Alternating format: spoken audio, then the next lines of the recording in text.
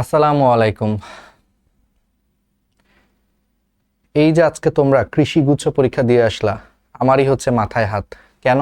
কারণ শর্টের বাইরে থেকে হলো অনেকগুলা প্রশ্ন চলে আসছে।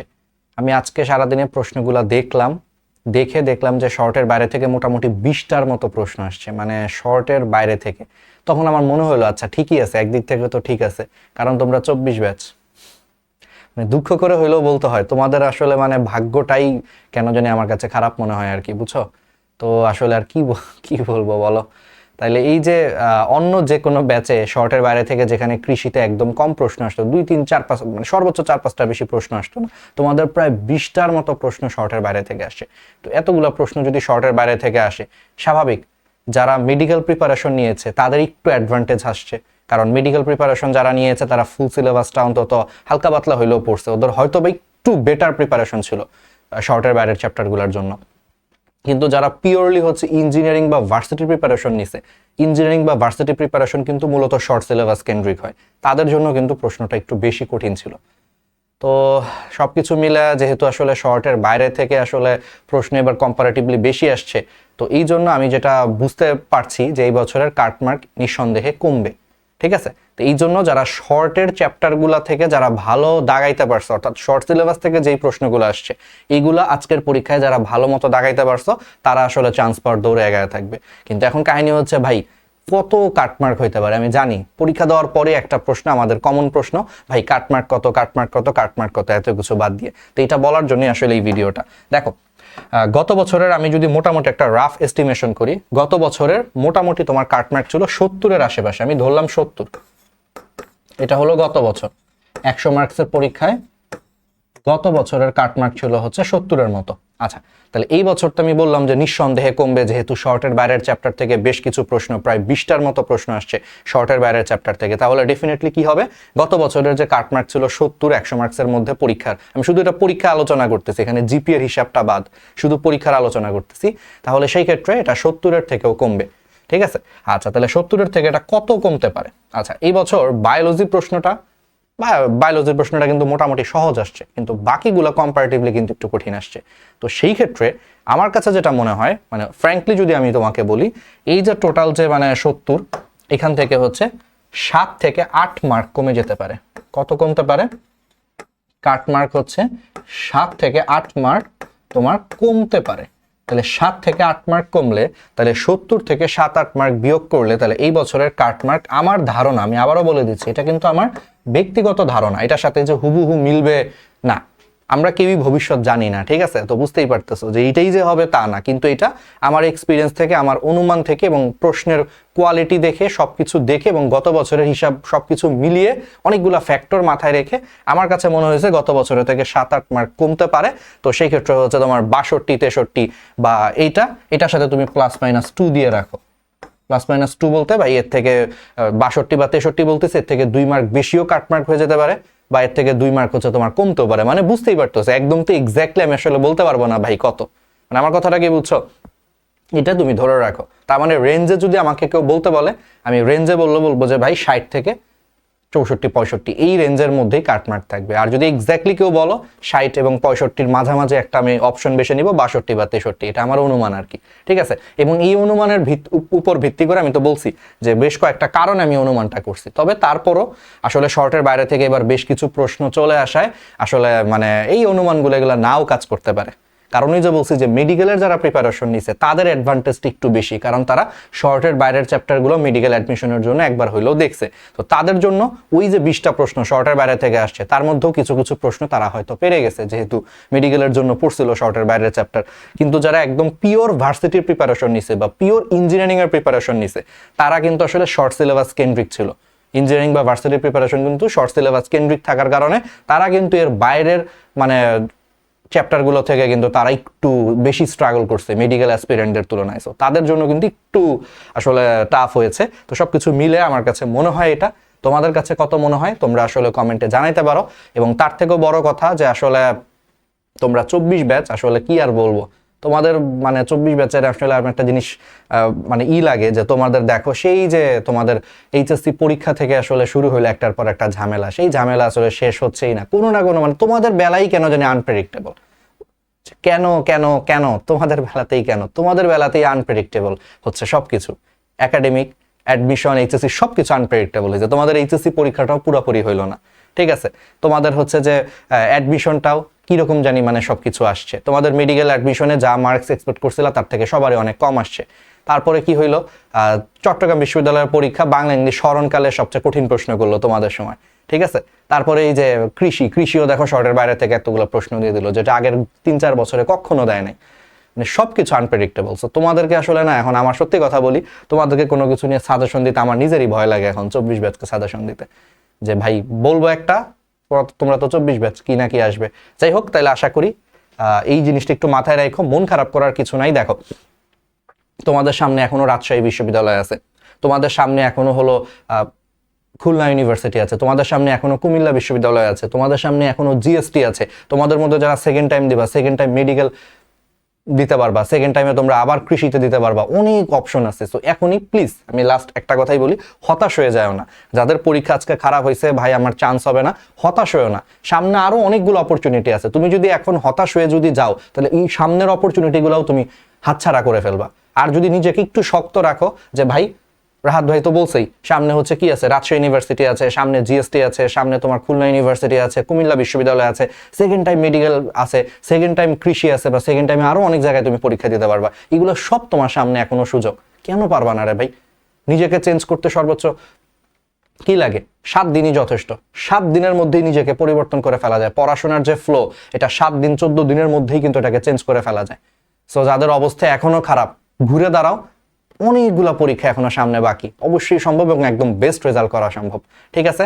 আর সামনে রাজশাহী ইউনিভার্সিটির পরীক্ষা, তারপরে হচ্ছে সামনে তোমার জিএসটি পরীক্ষা, এই পরীক্ষাগুলো যারা দিবা তারা চাইলে আমাদের হচ্ছে এই ভার্সিটি স্টেশন এই ইউটিউব চ্যানেলটা সাবস্ক্রাইব করে রাখতে পারো, কারণ এখানে প্রচুর ফ্রি ক্লাস আসবে, ঠিক আছে? ডিএমসি স্টেশন ইউটিউব চ্যানেল এবং ভার্সিটি স্টেশন ইউটিউব চ্যানেল, এটাও সাবস্ক্রাইব করে রাখো।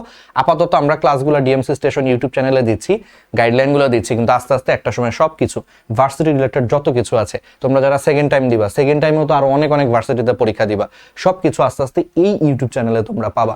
তো সার্চ দিও varsity station, VARSITY, varsity station, STATION, varsity station লিখে সার্চ দিয়ে এই চ্যানেলটা যে সাবস্ক্রাইব করে বেল আইকনে প্রেস করে রাখবে। এতে লাভটা কি, নতুন যে কোনো ক্লাস যখনই আপলোড দিব অটোমেটিক তোমার কাছে ইউটিউবে নোটিফিকেশন চলে যাবে যে একটা নতুন ক্লাস আসছে, একটা নতুন গাইডলাইন আসছে, যেটা তোমার জন্য দরকার। তুমি সাথে সাথে এই ক্লাসটা, সাথে সাথে গাইডলাইনটা দেখে ফেললা, তুমি আগায় থাকবা।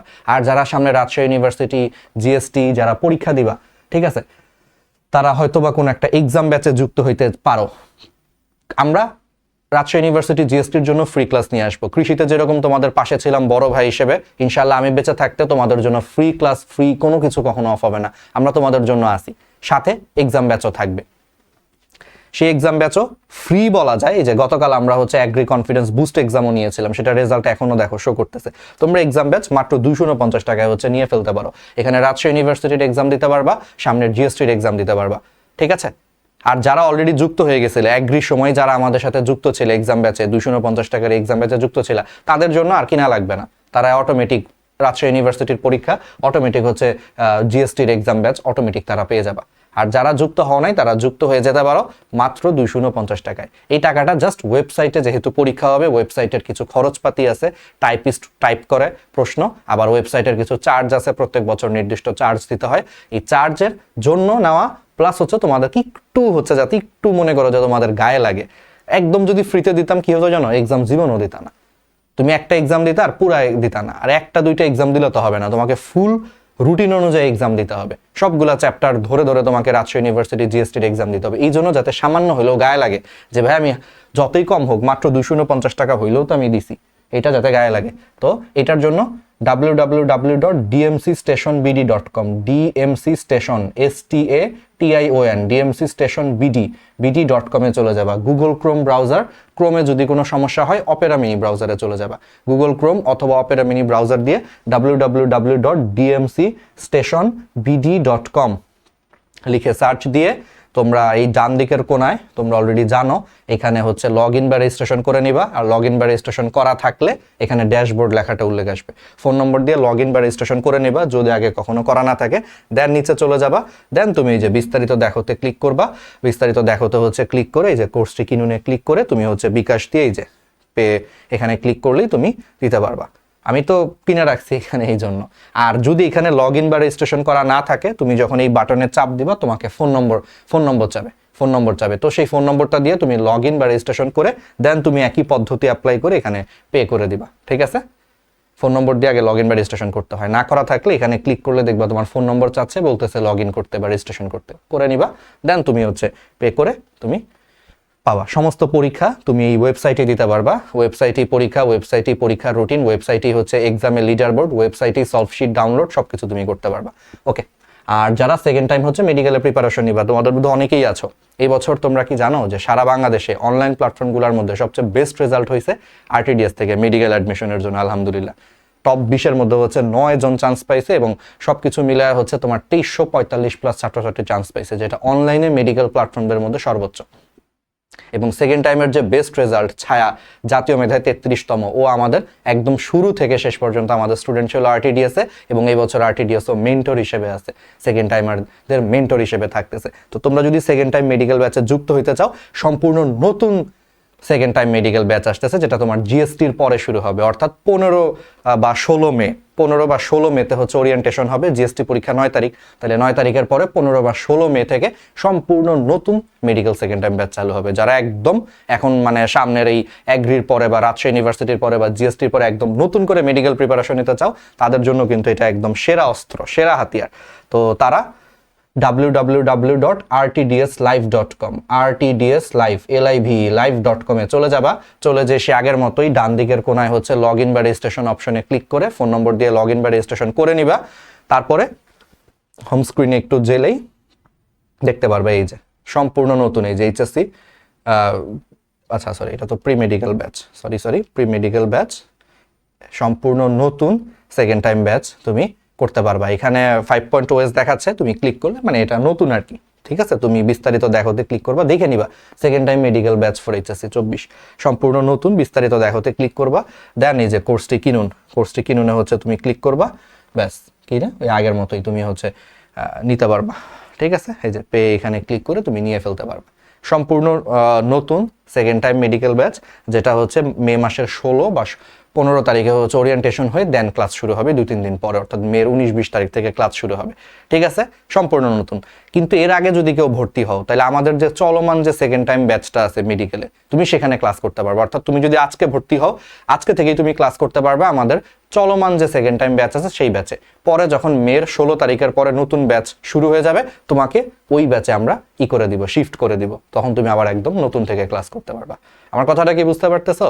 একদম দুর্দান্ত জিনিস, তুমি নতুন ব্যাচেই জয়েন করতে পারবা। কিন্তু এখন আপাতত যাতে 1-1.5 মাস তুমি যাতে বসে না থাকো, যদি ভর্তি হয়ে যাও 1 মাস যাতে বসে না থাকো, তুমি এখন চলমান যে সেকেন্ড টাইম ব্যাচ আছে সেই সেকেন্ড টাইম ব্যাচেও সারা বাংলাদেশে সবচেয়ে বেশি ছাত্রছাত্রী যুক্ত হয়েছে, সেখান থেকে তুমি যুক্ত হয়ে যেতে পারবা। ওকে, তাহলে আশা করি কাটমার্ক এই জিনিসটা আশা করি তোমাদের বুঝতে পারতেছো তোমরা বাস্তবতা। আর সবচেয়ে বড় কথা, ফাইট করো ইনশাআল্লাহ। আমি যতদিন বেঁচে আছি, ডিএমসি স্টেশন যতদিন আছে, ডিএস যতদিন আছে, আরটিডিএস যতদিন আছে, আমরা সব সময় তোমাদের জন্য ফ্রিতেই সবকিছু করে যাব। আর তোমাদের যাদের মধ্যে মনে হবে যে ভাই আমাদের পেইড ব্যাচে ভর্তি হওয়ার সামর্থ্য নাই, সেকেন্ড টাইম মেডিকেল ব্যাচে যারা চিন্তা করতেছো, তারা সম্পূর্ণ ফ্রিতে ইউটিউব থেকে তুমি সম্পূর্ণ ফ্রি প্লেলিস্ট করতে পারো। ন্যানো মেডিকেল কোর্স লিখে সার্চ দিবা, এই যে আমি যা লিখতেছি ঠিক এই বানান লিখে তুমি ইউটিউবে সার্চ দিও, তুমি আমাদের প্লেলিস্ট পেয়ে যাবা। সেই প্লেলিস্ট থেকে কইরো। এই প্লেলিস্টটা সারা বাংলাদেশের সবচেয়ে ডিটেলসে পড়ানো মেডিকেল অ্যাডমিশনের জন্য প্লেলিস্ট, যেখানে সবচেয়ে ডিটেলসে পড়ানো হয়েছে, মেইন বইয়ের প্রত্যেকটা লাইন ধরে ধরে পড়ানো হয়েছে, এবং একদম ক্লাসের পড়া বুঝে ক্লাসে মুখস্থ হয়ে যাবে। সম্পূর্ণ ফ্রিতেও তুমি মেডিকেলের প্রিপারেশন নিতে পারো। এই প্লেলিস্টটা ক্লাস করছে এই বছর জাতীয় মেধায় দ্বিতীয় যে ছেলেটা সানদীপ সিরাজ, ও আমাদের এই ফ্রি প্লেলিস্টের এক্সট্রা সিলেবাসের ক্লাস করছে। সে নিজে চান্স পাওয়ার পরে আমার কাছে অনুভূতি ব্যক্ত করছে যে ভাই আপনাদের পেইড ব্যাচে ছিলাম না, কিন্তু আমি ফ্রি প্লেলিস্টের এইটা সে এক্সট্রা সিলেবাসের ক্লাস করছে। সে তাহলে বুঝো, অন্য জায়গায় ভর্তি থেকেও সে আমাদের এই ফ্রি প্লেলিস্টের ক্লাস করছে, তার কাছে এতটাই ভালো লাগছে ক্লাসগুলো। তো বুঝতেই পারতেছো ক্লাসের লেভেলটা তো আশা করি ক্লিয়ার। তো এই ক্লাসগুলো করো, ইনশাআল্লাহ একদম বেস্ট হবে, সম্পূর্ণ ফ্রিতেই। আমি চাই ভাই তুমি আমার পেইড ব্যাচে থাকো বা না থাকো, তুমি আমার আপন ছোট ভাই বোনের মতো, তুমি আমার স্টুডেন্ট, তুমি ভালো করো, এটা আমার সবচেয়ে নম্বর 1 প্রায়োরিটি। তুমি আমার এখানে ভর্তি হও না হও, আমার কাছে এগুলা কোনো গুরুত্ব বহন করে না। তো তুমি তোমার কাছে যদি মনে হয় একটা পেইড ব্যাচে ভর্তি থেকে ফ্লোতে থাকবা, ভর্তি হবা। যদি মনে হয় যে না ভাই আমার আসলে এখন ভর্তি হওয়ার ইচ্ছা নাই বা এত সামর্থ্য নাই, তুমি ভাই আমার ফ্রি ক্লাস করো, কোনো সমস্যা নেই, হবে। ঠিক আছে, এক্সাম ব্যাচে ভর্তি হতে চাইলে হবা, না হইতে চাইলে নাই, আমাদের ফ্রি ক্লাস আসবে, এগুলো তুমি দেখো এবং আমাদের জন্য শুধু দোয়া করো।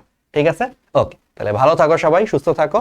কাটমার্ক আশা করতেছি যেটা বলছি এটার মতোই আশা করতেছি থাকবে। তারপরও একটাই কথা ভাই, 24 ব্যাচ আনপ্রেডিক্টেবল, না হইলে আর কিছু কি করার আছে বলো? তো সমস্যা নাই, যাদের পরীক্ষা খারাপ হয়েছে, আর ইউ আছে, জিএসটি আছে, সামনে হচ্ছে কুমিল্লা ইউনিভার্সিটি আছে, খুলনা ইউনিভার্সিটি আছে, তার জন্য পড়ো। এর জন্য যা যা ক্লাস, বিশেষ করে রাজশাহী ইউনিভার্সিটি এবং হচ্ছে জিএসটির জন্য যত যত ফ্রি ক্লাস সবকিছু নিয়ে আসবো ঈদের জন্য এবং আমার নিজের শারীরিক অসুস্থতার জন্য। হয়তো বা এগ্রির আগে আমরা 2-3 দিন আগে ক্লাস দিচ্ছি, এবার আমরা চেষ্টা করবো কমপক্ষে 7 দিন আগে সবগুলা ক্লাস দিয়ে দেওয়ার জন্য, এতে তোমরা আরো ভালো মতো প্রিপারেশন নিতে পারো। ঠিক আছে, ওকে, ভালো থাকো, আল্লাহ হাফেজ।